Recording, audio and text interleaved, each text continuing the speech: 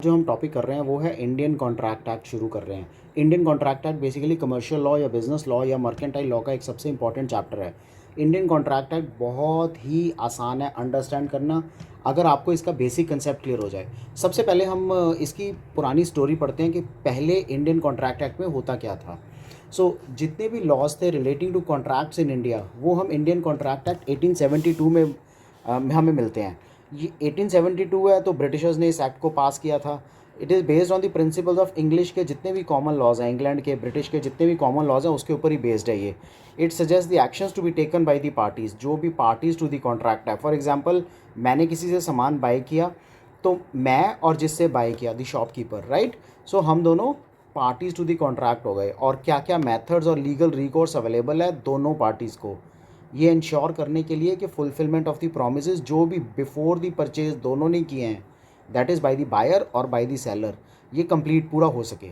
Each one of us enter into number of contracts every day. हमें पता हो या ना पता हो हम लोग बहुत सारे कॉन्ट्रैक्ट्स में एंटर होते हैं। फॉर एग्जांपल हम लोग जब शॉप पे जाते हैं, हम शुगर बाय करते हैं, कोई भी हमारी डेली नीड आइटम बाय करते हैं, we enter into such type of contracts. हर एक सच कॉन्ट्रैक्ट क्रिएट्स कुछ राइट्स कुछ रिस्पॉन्सिबिलिटीज़ क्रिएट करता है हर एक कॉन्ट्रैक्ट दोनों पार्टीज़ कॉन्ट्रैक्टिंग पार्टीज़ के ऊपर। इंडियन कॉन्ट्रैक्ट एक्ट 1872 इन राइट्स को, इन रिस्पॉन्सिबिलिटीज़ को एनफोर्स कराता है of these rights and duties on the concern parties. और ये इंडिया का है तो विद इन इंडिया ही एप्लीकेबल होगा। It came into force on 1 सितंबर 1872।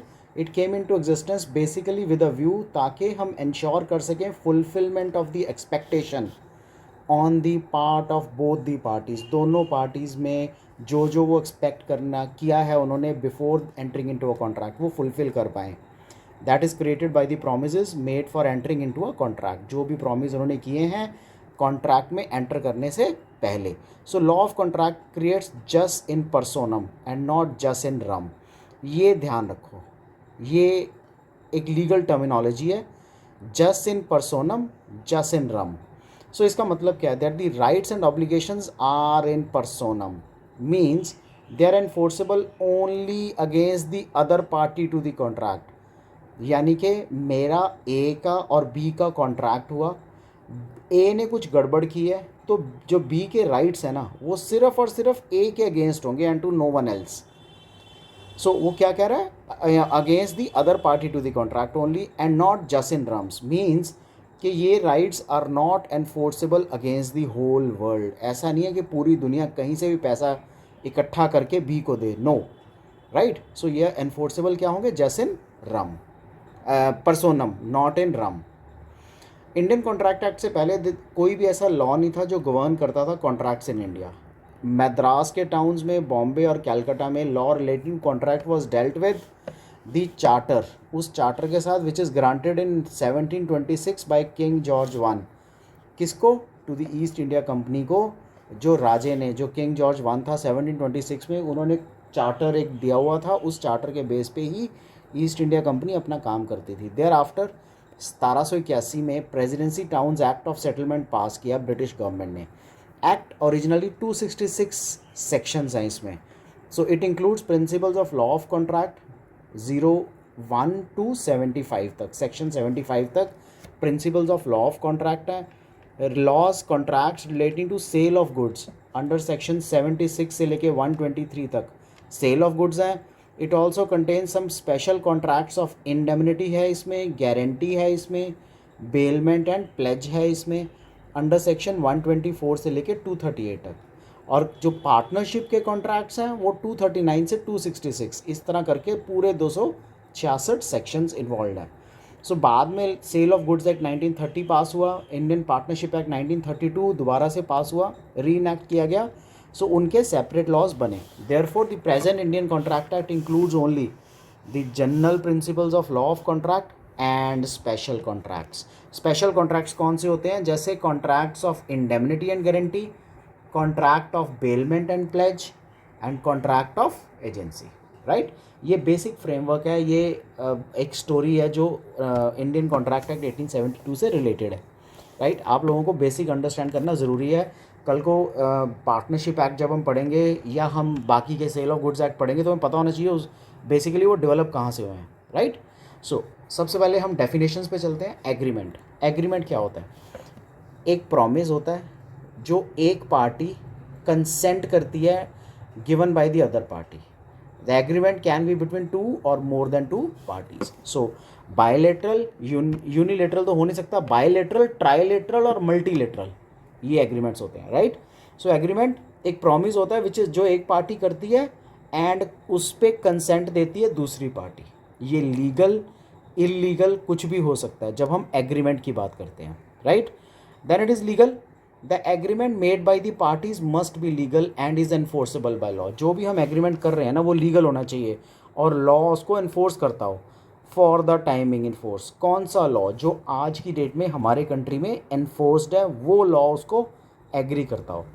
An agreement which is harming the interest of any individual, कोई भी ऐसा एग्रीमेंट जो किसी के इंटरेस्ट को हार्म कर रहा है, इंडिविजुअल्स को हार्म कर रहा है, सोसाइटी को हार्म कर रहा है, वो लीगली एनफोर्सेबल कॉन्ट्रैक्ट नहीं हो सकता।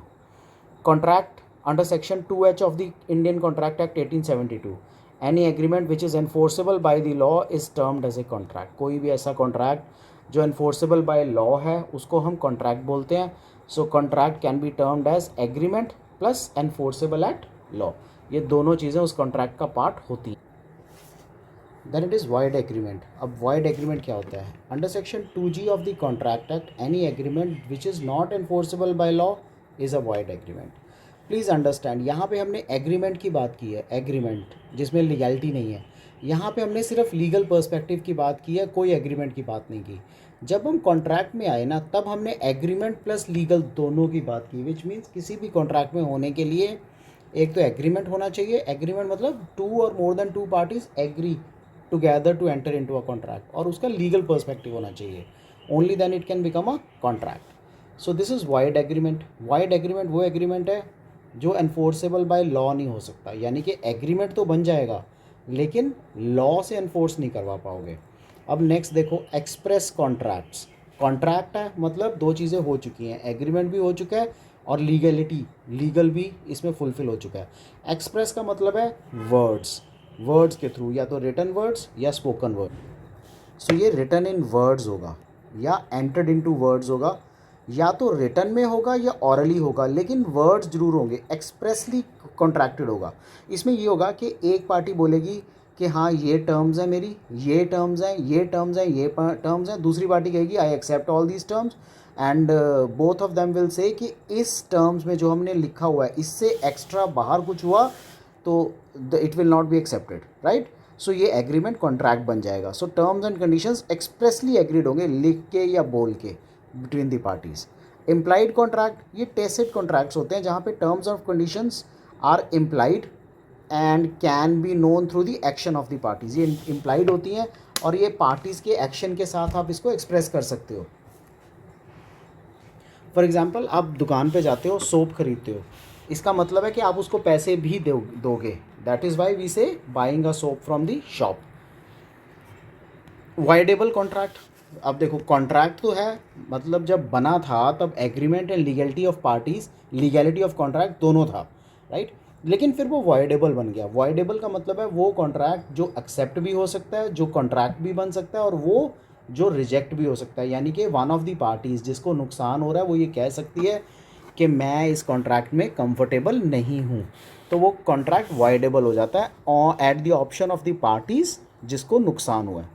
So 2I of under section 2I, an agreement is a voidable contract if it is enforceable at the option of one or more of the parties जो सफ़र कर रही है, aggrieved party है जो, and cannot be enforced by law at the option of other parties. So law उसको enforce नहीं कर सकता। void contract, void contract, अब फिर से contract है ना, तो understand करो टर्म को। contract का मतलब है एक बार जब वो enter हुआ था तब वो agreement भी था और legal भी था, लेकिन बाद में circumstances ऐसे हो गए कि वो void बन गया। सो wide contract is a contract जिसको हम एनफोर्सेबल बाय लॉ नहीं कर सकते, कोई भी पार्टी टू द कॉन्ट्रैक्ट इसको एनफोर्स नहीं करवा सकती, it is void. So concept is promisor offeror. Promisor, जब proposal is accepted the person making the proposal is called a promisor. Promisee, जब प्रपोजल जो है वो एक्सेप्ट हो जाती है तो पर्सन जो एक्सेप्ट करता है उसको हम प्रॉमिजी कहते हैं। ऑफर और प्रपोजल, ऑफर यानी कि I want to enter in to a contract, I want to build a road, I want to build a house, ये ऑफर है. So as per section 2A when one person signifies to another his willingness to do or abstain from doing anything with a view to obtain the assent of the other person to such act or abstinence, he is said to have made a proposal or offer. अब ये definition कहती क्या है? Definition ये कहती है, section 2A ये कहता है जब एक बंदा दूसरे बंदे को अपनी विलिंगनेस दिखाता है कि वो दूसरा बंदा टू डू कुछ करे या कुछ करने से रुक जाए, और इस मामले में वो उसकी एसेंट अप्रूवल लेता है दूसरे बंदे की उस एक्ट को या एब्सटिनेंस को, he is said to have made an offer और प्रपोजल, उसने, हम बोलते हैं कि उसने प्रपोजल या ऑफर की है. एक्सेप्टेंस क्या होता है? सेक्शन 2A ऑफर का था. 2B जब पर्सन जिसको प्रपोजल दी गई है, ये ध्यान रखना, एक्सेप्ट कौन करेगा? जिस बंदे को प्रपोजल दी गई है सिर्फ वही एक्सेप्ट करेगा.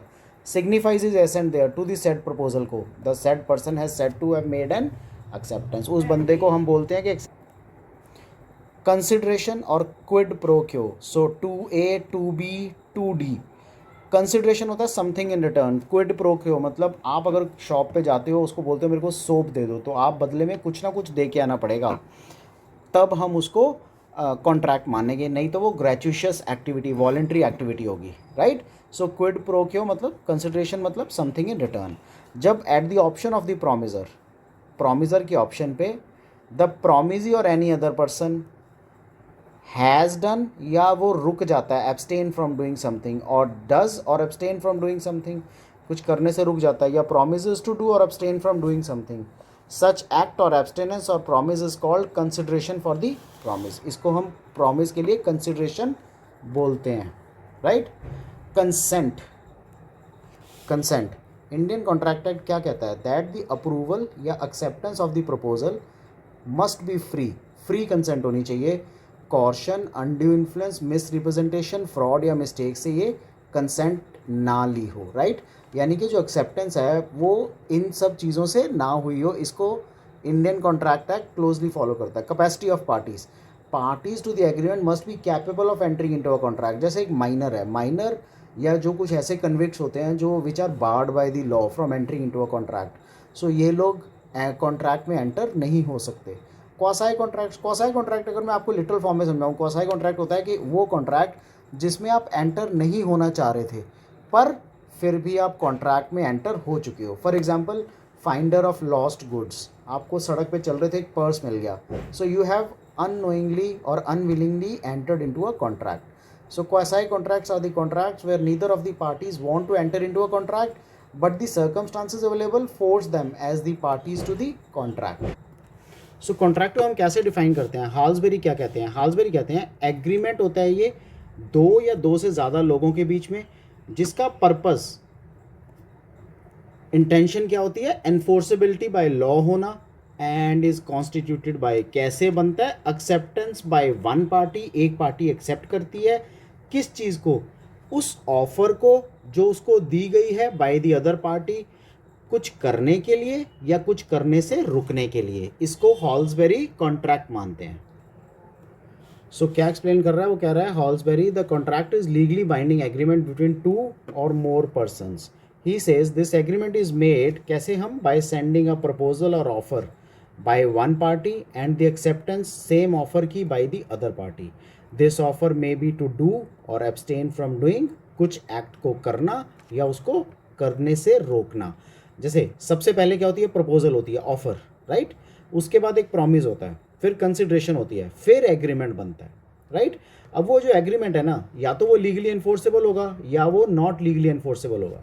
अगर कोई भी कॉन्ट्रैक्ट लीगली एनफोर्सेबल है तो वो कॉन्ट्रैक्ट बन जाएगा या वो वाइडेबल एग्रीमेंट ही रहेगा. अगर लीगली एनफोर्सेबल नहीं है तो वो वाइड एग्रीमेंट होगा, वो कभी भी कॉन्ट्रैक्ट बन नहीं पाएगा. सैलमन क्या कहता है? सैलमन कहता है कॉन्ट्रैक्ट एक एग्रीमेंट है, क्या क्रिएट करता है? वो डिफाइन करता है ऑब्लिगेशंस बिटवीन दी पार्टीज. जो भी पार्टीज टू दी कॉन्ट्रैक्ट हैं उसमें क्या ऑब्लिगेशंस होती हैं वो उसको क्रिएट और डिफाइन करता है. एक्सप्लेनेशन क्या देता है वो? As per Salmond a contract एक काइंड ऑफ एग्रीमेंट है that creates and defines the obligations responsibilities, जो क्रिएट करता है, डिफाइन करता है ऑब्लिगेशन और रिस्पॉन्सिबिलिटीज़ को बिटवीन टू और मोर पार्टीज, दो या दो से ज़्यादा पार्टीज़ के बीच में. इस डेफिनेशन से it is clear that in order to have a contract the existence of agreement होना ज़रूरी है. एग्जिस्टेंस ऑफ दैट एग्रीमेंट जो एनफोर्सेबल एट लॉ होना चाहिए वही वैलिड कॉन्ट्रैक्ट बनाता है. Therefore absence of either an agreement या उसकी एनफोर्सेबिलिटी टूवर्ड्स द लॉ, इससे कॉन्ट्रैक्ट नहीं बनता. So agreement and enforceability at law is must for a contract. हम ये भी कह सकते हैं सारे जो कॉन्ट्रैक्ट्स हैं वो टर्म्ड एज एग्रीमेंट्स हैं, बट सारे agreements can not be termed as contracts. Mister A invited mister B अपने नेबर को टू अ प्राइवेट डिनर पे लिए अपनी फैमिली के साथ. बी ने प्रॉमिस किया कि वो ज्वाइन करेंगे मिस्टर ए को along with the family at the dinner. Mister B however did not attend the dinner, वो आए ही नहीं. This is purely private function that does not arise any loss और हार्म टू एनी पर्सन या persons. So law कहता है कि ये प्योरली प्राइवेट है, इसमें किसी को कोई फाइनेंशियल लॉस नहीं है other than an emotional harm, सिर्फ इमोशनल हार्म है. सो इसको हम कॉन्ट्रैक्ट नहीं मान सकते. ये कॉन्ट्रैक्ट इंडियन कॉन्ट्रैक्ट एक्ट के अंडर कवर्ड नहीं हो सकता. Right. What is the difference between the contract and the agreement? अब contract, all the contracts are covered under section 2H. Agreements जो है वो 2E में कवर होते हैं. Contract is an agreement. Contract भी पहले एग्रीमेंट होता ही है, यानी कि कॉन्ट्रैक्ट का सबसे इंपॉर्टेंट इंग्रेडिएंट क्या है? Agreement plus enforceability at law. Right. ये दोनों बेसिक फीचर्स हैं इसके. एन एग्रीमेंट क्या होता है? इज अ प्रॉमिस और set of promise which are made after the consideration के बाद बनता है. Every contract is enforceable by law, every agreement is not enforceable by law. Agreement का लॉ से एनफोर्सेबिलिटी ज़रूरी नहीं है, आप इलीगल एग्रीमेंट भी कर सकते हो, बट कॉन्ट्रैक्ट बनने के लिए उसको लीगल होना ज़रूरी है. Agreement is a part of process of contract. Agreement does not include a contract. The contract has a limited scope होता है, सिर्फ कमर्शियल एग्रीमेंट्स. ऑल एग्रीमेंट्स में include both social agreements and commercial agreements, दोनों चीज़ें इसमें involve होती हैं. All legal agreements are called as contracts. जितने भी लीगल एग्रीमेंट्स होंगे वो कॉन्ट्रैक्ट्स ही होंगे. An agreement can be both legal या इलीगल, कुछ भी हो सकता है. हाँ, illegal agreements can not be enforced, legal agreements can be enforced, so they can become a contract. The contract does not have a legal obligation. Agreement need not have a legal obligation. So contract की legal obligation होती है, agreement की legal obligation होना ज़रूरी नहीं है. किसी भी एग्रीमेंट को कॉन्ट्रैक्ट बनाने के लिए ये मस्ट फुलफिल द कंडीशंस जो section 10 of the Indian contract act में दी गई हैं. If any of the provisions laid in section 10 of the contract is not fulfilled, the agreement will not be termed as contract. अगर वो conditions fulfil नहीं होती हम उसको कॉन्ट्रैक्ट नहीं बोल सकते. क्या कंडीशंस हैं जो एक्ट में दी गई हैं किसी भी एग्रीमेंट को कॉन्ट्रैक्ट बनाने के लिए? सबसे पहले ऑफर एंड एक्सेप्टेंस होना चाहिए. The basic requirement of a contract is that one person, one party must make a proposal to the other party और उसको कम्युनिकेट भी करे. कौन सी पार्टी को? वो पार्टी जो उस ऑफर को सुनने के लिए इंटरेस्टेड है, and that such other party उस ऑफर को एक्सेप्ट भी करे एज इट इज़, और वो अपनी एक्सेप्टेंस को कम्युनिकेट करे. सो दो चीज़ें हो गई. एक तो पार्टी ऑफर करे, किसको? To the other party. ऐसा नहीं है खुद को ही ऑफर करे, ठीक है, तो दूसरी पार्टी होनी चाहिए और वो कम्युनिकेट भी करे उसको कि भाई हम ये करना चाहते हैं, आपके साथ कॉन्ट्रैक्ट में एंटर होना चाहते हैं. और जो दूसरी पार्टी है वो उस ऑफर को एक्सेप्ट करे एज इट इज़, कंडीशंस के साथ नहीं, एक्सेप्ट करे एंड कम्युनिकेट करे अपनी एक्सेप्टेंस को. A offers to sell his car through newspaper and B ने एक्सेप्ट कर लिया. राइट. Next is communication. ऐसा नहीं है कि एग्रीमेंट कॉन्ट्रैक्ट बन जाएगा, जब तक कम्युनिकेट नहीं करोगे वो कॉन्ट्रैक्ट नहीं बनेगा. If the person does not know about the contract there is no reason वो उसको एक्सेप्ट करे. अगर उसको पता ही नहीं है कि कॉन्ट्रैक्ट कैसे बनता है तो उसको एक्सेप्ट भी नहीं करेगा. Next is legal relationship. अब दो पार्टी जो कॉन्ट्रैक्ट में एंटर होनी है उनके बीच में एक लीगल रिलेशनशिप क्रिएट होना चाहिए. एग्रीमेंट रिलेटिंग टू सोशल या domestic arrangement does not come under legal purview. So an agreement to have lunch with a friend at his house does not amount to an agreement for creating legal relationship का contract ये नहीं होता. Right. Next is consideration. सबसे important, consideration का मतलब क्या? Something in return, quid pro quo. हमने पहले भी पढ़ा था जब मैं इसकी डेफिनेशन दे रहा था आपको. कोई भी ऐसा एग्रीमेंट कॉन्ट्रैक्ट बनने के लिए must have something, some consideration in it.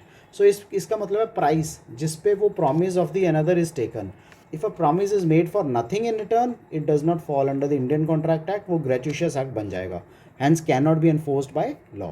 सो कोई भी ऐसा agreement without the consideration void माना जाएगा. Absence of consideration means purely voluntary और ग्रेचुशियस एक्ट है वो. कॉम्पिटेंसी ऑफ पार्टीज, ऐसा नहीं है कि आप किसी के साथ भी कॉन्ट्रैक्ट कर सकते हैं. आप माइनर के साथ कॉन्ट्रैक्ट नहीं कर सकते, कन्विक्ट के साथ कॉन्ट्रैक्ट नहीं कर सकते, alien enemy, unsound mind, right. So इन लोगों के साथ कॉन्ट्रैक्ट नहीं कर सकते. सो जिसके साथ आप कॉन्ट्रैक्ट कर रहे हो ना वो कॉम्पिटेंट भी होना चाहिए. Section 10 of the Indian contract Act क्या कहता है? Agreement can be a contract अगर parties are entering into a contract और competent to enter into a contract as per the Indian laws. The parties are competent that they have the competency to decide क्या harm होगा, क्या benefit होगा, the contract उनके लिए क्या लेके आएगा. Parties will not be competent अगर वो माइनर है, अनसाउंड माइंड है या डिसक्वालीफाइड बाय लॉ है फ्रॉम टाइम टू टाइम जो being in force. Free consent. For an agreement to be a contract, the parties thereto must have given their free consent to the parties. So कोई भी contract तभी बनेगा जब free अपनी मर्जी से उसकी कंसेंट दी होगी. अगर किसी के कहने पर ज़बरदस्ती देनी पड़ी तो वो कॉन्ट्रैक्ट नहीं बन पाएगा, राइट. सो फ्री कंसेंट का मतलब है वो कंसेंट जो अपनी मर्जी से दी है. Must have given their free consent to it. The consent will be free if it is not taken by या तो कॉर्शन ज़बरदस्ती, फिजिकल हार्म के साथ, मिस रिप्रेजेंटेशन, फादर अपने सन को, टीचर अपने स्टूडेंट को, फ्रॉड के साथ, mistake of law, mistake of fact या अनड्यू इन्फ्लुएंस के साथ ना दी गई हो वो consent. The presence of any one of these factors leads to no contract. उससे कॉन्ट्रैक्ट नहीं बन पाएगा. लॉफुल ऑब्जेक्ट होना चाहिए उसमें. सो पर्पस या रीज़न या object of the contract must be lawful. अगर ऑब्जेक्ट अनलॉफुल है एग्रीमेंट कभी भी कॉन्ट्रैक्ट नहीं बन पाएगा. This is also a most important ingredient for an agreement to become a contract. Unlawful कब होगा? जब वो फ्रॉडुलेंट नेचर का है, the law does not permitted, या अगर लॉ ने परमिट कर दिया it will defeat the provisions of any other law, यानी कि किसी भी और लॉ को ये नेगेटिवली किसी भी और लॉ को ये नेगेटिवली इम्पैक्ट करेगा. So it involves A harm और डैमेज टू द इंडिविजुअल या उसकी प्रॉपर्टी को. Court states that the object is immoral or against the public policy. Impossibility to perform. If the act is not possible to happen or perform, it cannot be enforced by law. Certainty. पक्का होना चाहिए. ऐसे नहीं, वो बोलते हैं ना वो चांद तारे तोड़ लाऊंगा, कोई नहीं ला सकता तोड़ के चांद तारे, राइट. सो कोई भी ऐसा एग्रीमेंट जिसका meaning can not be made certain वो वॉइड है. If the terms of the contract वेग हैं सच contract can be avoided. The conditions in a contract must B clear, precise and certain, otherwise the contract can become void हो जाएगा. otherwise contract not declared illegal or void. अगर agreement has not been declared void or illegal by the court of law it becomes a contract. so court उसको illegal या void declare ना करे. legal formalities. कुछ agreements ऐसे हैं though may be legally enforceable and valid still require certain formalities to be completed to make them contract. एक oral या written both are valid contracts. however certain contracts require the compulsory writing before being legally enforceable. For example, in case of property ka registration, the oral contracts will not be valid, so they have to be in writing only. So legal formalities complete होना ज़रूरी है. अगर कहीं लिखा हुआ है ना कि आपने in writing जो कर दिया वही होगा, so जब तक in writing नहीं होगा वो contract complete नहीं माना जाएगा. That's it on this part of the Indian contract act. इसमें भी टाइप्स ऑफ कॉन्ट्रैक्ट्स रहता है, वो हम नेक्स्ट वीडियो में कवर करेंगे. Till then take care, good bye. आपको इसमें कोई भी डाउट हो ना, ये लॉ है, सो वर्ल्ड बाय वर्ल्ड पढ़ना. कोई भी डाउट हो do let me know, I clear all your doubts. Take care, good.